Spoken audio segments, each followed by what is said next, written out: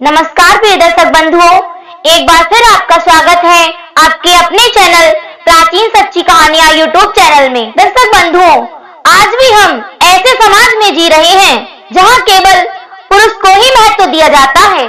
आज भी जब लोगों के घर में बेटी का जन्म होता है तब उनके घर के सारे सदस्यों में मायूसी छा जाती है। दर्शक बंधुओं, इसका कारण है मनुष्यों की अज्ञानता। जो लोग लड़की को बोझ समझते हैं उन्हें हम बता दें कि आपको ये जानकर हैरानी होगी कि लड़की का जन्म हर किसी के घर में नहीं होता है। लड़की का जन्म उसी के घर में होता है जो भाग्यशाली होते हैं और अपने पूर्व जन्म में उन्होंने बहुत सारे पुण्य किए होते हैं। आज की इस वीडियो में हम जानेंगे कि भगवान इस घर में लड़की का जन्म देने के लिए चुनाव करते हैं और वह ऐसे कौन से पुण्य कर्म हैं जिनके कारण मनुष्य बेटी का माँ या बाप बनता है। हमारे धर्म ग्रंथों में वर्णित ऐसी कई बातें हम आपको बताएंगे जिससे यह साबित होता है कि बेटी का जन्म बोझ नहीं सौभाग्य होता है। तो दर्शक बंधुओं, बने रहिए बिना स्किप किए हमारे वीडियो के अंत तक।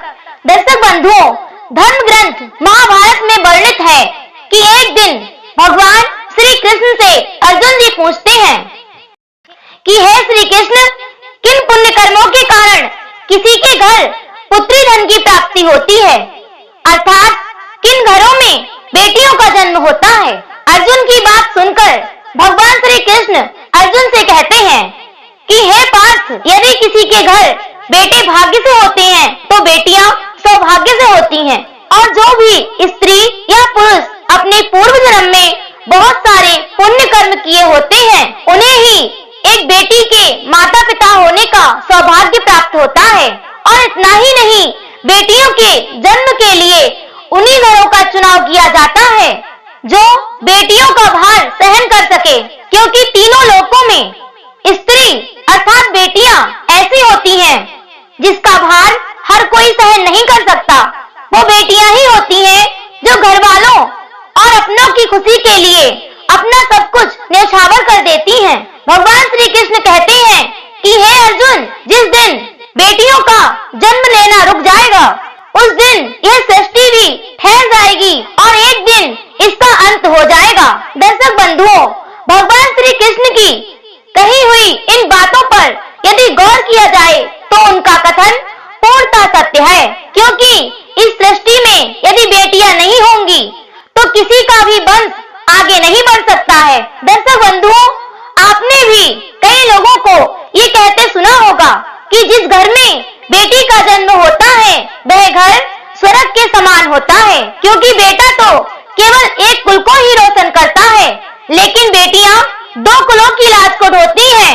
माता पिता के घर वह एक बेटी के रूप में अपना कर्तव्य निभाती हैं, तो ससुराल में जाकर एक बहू के रूप में अपने उत्तरदायित्वों का पूर्ण रूप से पालन करती हैं।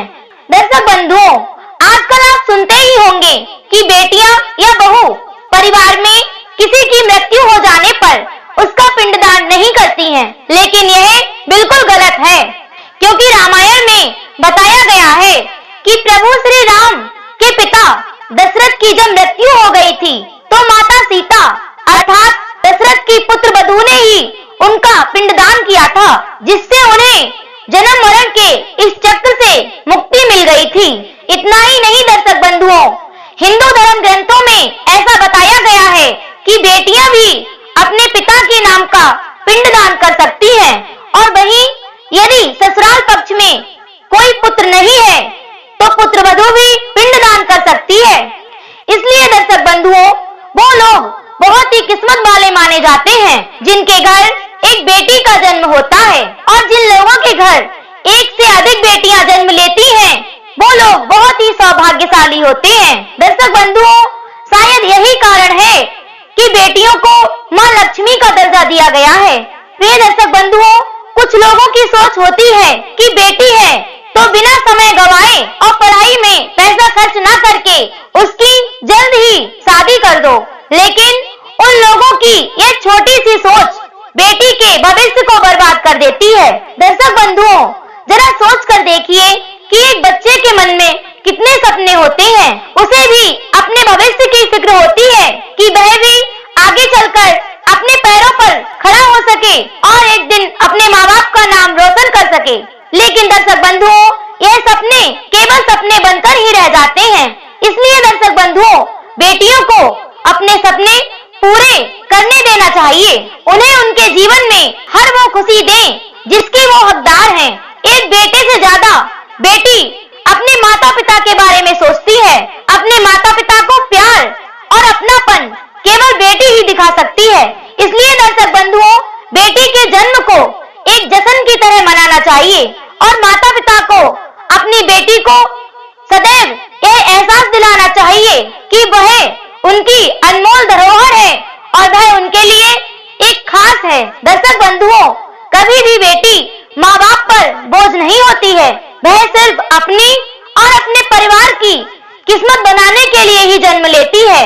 दर्शक बंधुओं, कई लोग कहते हैं कि हिंदू धर्म ग्रंथों में बेटियों का कोई महत्व नहीं है, तो उन्हें हम बता दें, चाहे वह धन की देवी लक्ष्मी हो, दुर्गा हो या घोर रूप में महाकाली, स्त्री सदैव ही पूजनीय रही है। और दर्शक बंधुओं, कुछ लोग कहते हैं कि हमारी लड़कियां लड़कों से कम नहीं, तो यह बात हमारे धर्म ग्रंथों में भी मिलती है। ऋषि वशिष्ठ की पत्नी अरुंधति ने वरुण देव और इंद्रदेव को ब्रह्म ज्ञान का ज्ञान दिया था और महाभारत काल में द्रौपदी भी अस्त्र शस्त्रों की विद्या जानती थी। महाभारत में वर्णित है कि द्रौपदी अर्थशास्त्री थी और युधिष्ठिर के राज कार्य में उनकी सहायता करती थी। दर्शक बंधुओं, यह एक गलत अपवाद है कि हिंदू धर्म में पुत्रियों की इज्जत नहीं की जाती थी। तो आपको बता दें कि महाभारत काल में द्रौपदी के वस्त्र छूने पर सभी कौरवों का नाश हो गया और वहीं रामायण में माता सीता के हरण से सोने की लंका जला दी गई। दर्शक बंधुओं, जब रामायण काल में श्री राम शिव धनुष को तोड़ते हैं तो माता सीता के पिता राजा जनक राम और सीता के विवाह के लिए राजा दशरथ को निमंत्रण भेजते हैं और जब दशरथ जी आकर जनक जी को प्रणाम करते हैं। दर्शक बंधुओं, वैसे तो दूल्हे के पिता को नमस्कार नहीं करना चाहिए, इसलिए जब जनक जी दशरथ जी से मना करते हैं कि आप तो वर पक्ष के हैं, तब दशरथ जी कहते हैं कि हे राजन, हमसे बड़े तो आप हैं, क्योंकि आप एक दानी हैं और मैं एक याचक।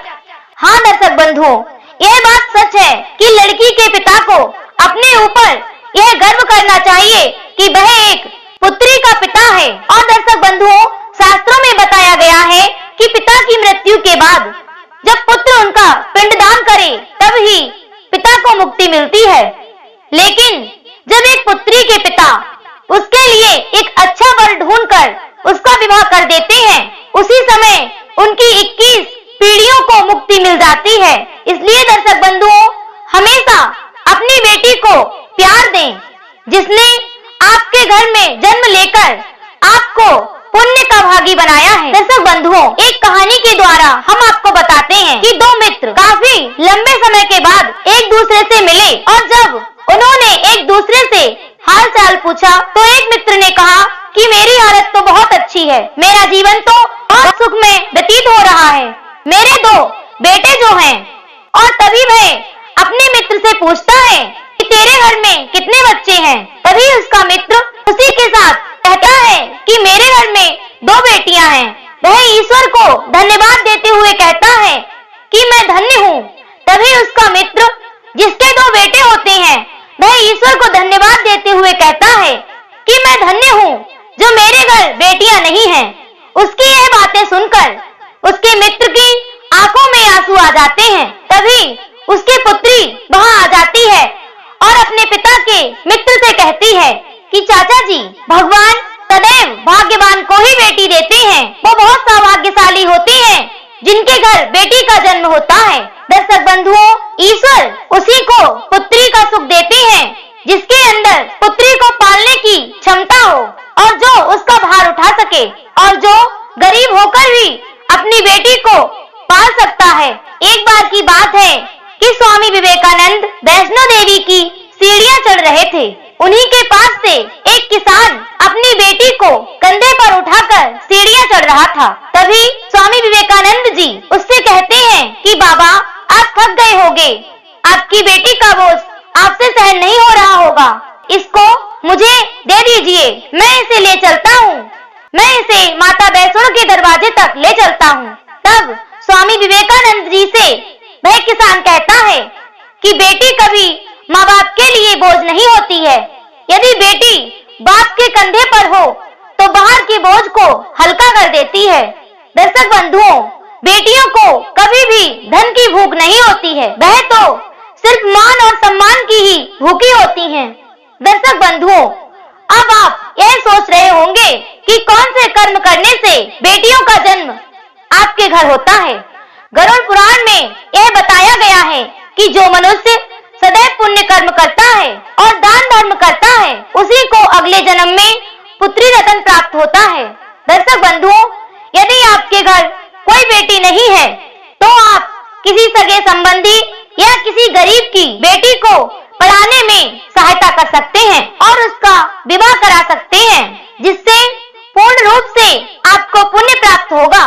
तो दर्शक बंधुओं, आज आपने जाना कि पुत्री का जन्म किस घर में होता है और कौन से कर्म करने से पुत्री रत्न प्राप्त होता है। दर्शक बंधुओं, ये थी हमारी आज की छोटी सी जानकारी। यदि आपको हमारी ये जानकारी पसंद आई हो तो वीडियो को लाइक करें, कमेंट करें और अपने सगे संबंधियों तक शेयर अवश्य करें और हमारे चैनल को सब्सक्राइब अवश्य कर लें। फिर मिलेंगे इसी तरह की एक ज्ञानवर्धक चर्चा के साथ। इसी के साथ दर्शक बंधुओं, राधे राधे, जय श्री कृष्ण।